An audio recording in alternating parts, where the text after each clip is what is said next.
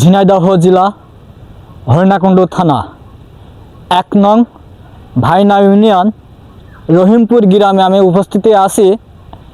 এই মালিপাড়ার থেকে পাখিমারা বাজার পর্যন্ত রাস্তার যে হাল, এখানে চলাফেরা যানবাহন, স্কুলের ছাত্রীরা, মুরব্বী মানুষ খুবই দুরবস্থার ভিতরে ইচট খেয়ে পাই বাইকে পড়ে যায়। আপনারা তো দেখতে পাচ্ছেন আমার পিছনে রাস্তার কি অবস্থা। আমাদের মালিপাড়ার থেকে ভাইনার বাজার পর্যন্ত রাস্তার যে অবস্থা, রাস্তায় যানবাহন চলার কায়দা নেই। মুরব্বী চাচারা সাইকেল নিয়ে গেলেও, সেদিন দেখছে এক চাচা সাইকেলেতে ধপ করে জায়গায় পড়ে গিয়েছে।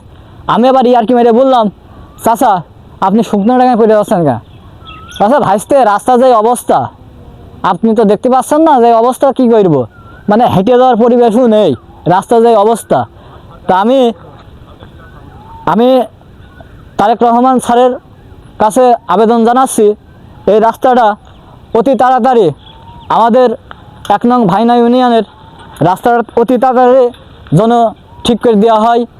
খুবই দুরবস্থা এই মালিপাড়ার গ্রামে, রহিমপুর গ্রামে, ভাইনার গ্রামে এই রাস্তা খুবই অবস্থা খারাপ।